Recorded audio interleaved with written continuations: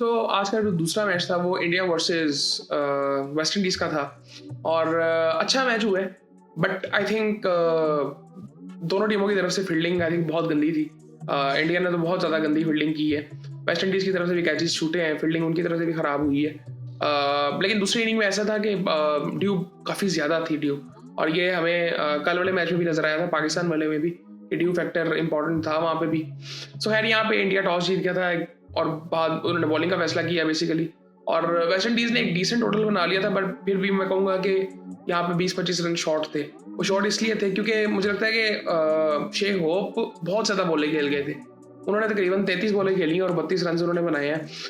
West Indies ने पहले batting की, स्टार्ट उनको अच्छा मिल गया था कि पावर प्ले में कोई आउट नहीं हुआ था। बट आई थिंक 33 बॉलें शे होप ने खेली और 32 रन बनाए, एक छक्का लगाया, 3 चौके लगाए।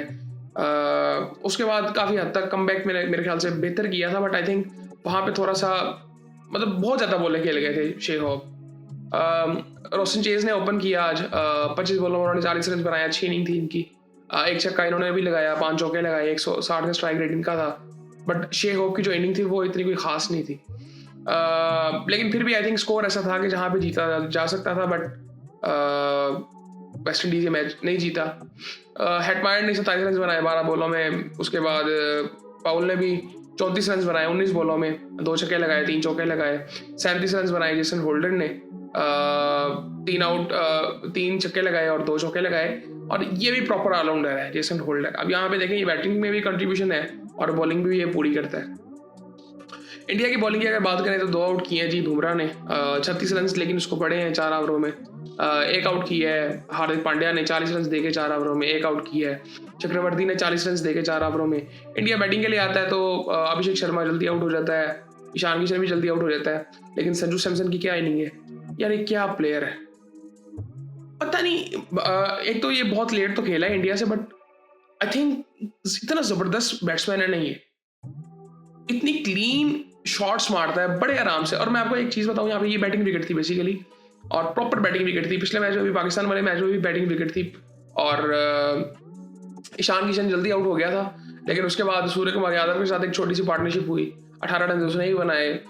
संजू सैमसन ने 97 नॉट आउट, 50 बॉलों में 194 का स्ट्राइक रेट, 4 छक्के लगाए, 12 चौके लगाए, बिल्कुल क्लीन शॉट्स।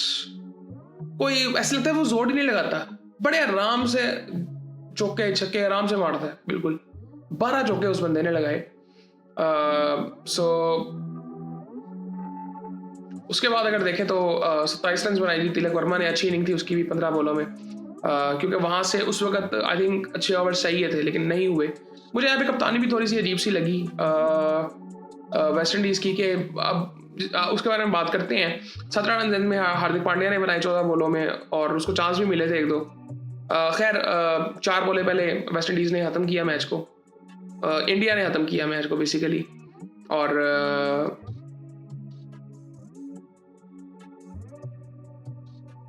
बाद में ये अगर वेस्ट इंडीज़ की बॉलिंग की अगर बात करें यहाँ पे, तो अकील हुसैन ने 2 ओवर किए 22 रन दे के। मेरे ख्याल से उससे ओवर करवा लेने चाहिए थे। मैथ्यू फोर्ड ने 3 ओवरों में 22 रन दिए, उसका चौथा ओवर क्यों नहीं हुआ? जेसन होल्डर ने 4 ओवरों में 38 रन दिए, 2 आउट किए। गुदाकेश मोती ने 2 ओवरों में 18 रन दिए, आउट कोई नहीं किया, लेकिन इसके भी ओवर करवाने चाहिए थे आई थिंक।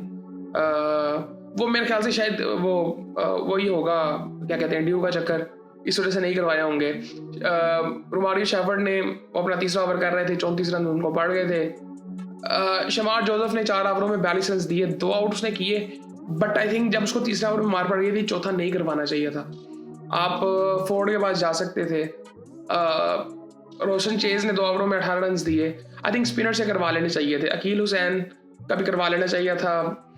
आई थिंक मुझे लगता है कि कप्तानी भी कोई इतनी खास हुई नहीं है, और वो भी एक चक्कर था क्योंकि शेफर्ड ने बीच में कुछ ऐसे ओवर किए थे आके, जोसेफ ने बेसिकली, शमार जोसेफ ने, कि जहाँ पे वो मोमेंटम सारा उनकी तरफ चला गया था। वरना वहाँ पे अगर 2-3 ओवर अच्छे होते तो बहुत हद तक वेस्ट इंडीज़ मैच के अंदर होता उस वक्त।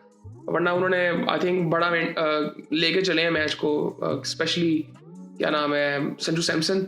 और खैर ये सूरत हाल है जी, इंडिया पहुंच चुका है और क्वालिफायर्स में। यहाँ पे मैं आपको थोड़ा सा बता देता हूँ। अब आई थिंक इंडिया का मैच जो होगा वो इंग्लैंड के साथ होगा, और उधर से दूसरी team New Zealand versus south Africa का मैच होगा सेमीफाइनल। और अब तो आई थिंक सारे मैचेस आगे इंडिया में ही होंगे। हाँ, सो ये सूरत हाल है जी। और बाकी आई थिंक आज क्या पिछले कुछ दिनों से दुनिया भर में बहुत अजीब सी चीज़ें चल रही हैं। और आई थिंक मिडल ईस्ट पूरा ईरान जो चीज़ें हो रही हैं नहीं अच्छी चीज़ है। ये सीरियसली नहीं अच्छी चीज़। मैं सुबह से आई थिंक जब से मैंने ये मतलब पहले भी ये देख रहा था पाकिस्तान अफगानिस्तान का चल रहा था, आई थिंक वो भी फजूल ही चल रहा है। अफगानिस्तान को समझ जाना चाहिए, बस कर दें। और बाकी ये आई थिंक अभी जो मिडिल ईस्ट में शुरू हो गया ईरान वगैरह के साथ, आई थिंक ये बहुत बहुत गलत हुआ है, बहुत ज़्यादा गलत हुआ है मेरे ख्याल से। और ये दुनिया के लिए अच्छा नहीं है बेसिकली। हम पता नहीं किस तरफ जा रहे हैं, मेरी समझ से बाहर है। मैं वही देख रहा था कि हम मतलब हमने कल जिस तरह से मैच को फॉलो किया, आज भी इवन मैच जितना इंपॉर्टेंट था वर्ल्ड कप के लिहाज से, या वाकई इतना इंपॉर्टेंट था जो दुनिया में चीज़ें चल रही हैं। सो आई थिंक ये काफ़ी ऐसी चीज़ें हैं जो कि नहीं होनी चाहिए दुनिया भर में, बट चल रही हैं। दुनिया चलती इस तरह से है, चीज़ें चलती रहती हैं। बट आई थिंक हम सबको इस चीज़ की मजम्मत करनी चाहिए, कंडेम करना चाहिए इस चीज़ को। और बाकी देखते हैं आने वाले टाइम में, अब 2 सेमीफाइनल हैं, उसमें गैप वगैरह है बीच में। सो फिर फाइनल में भी गैप है। सो बाकी फिर आपसे बात होती है।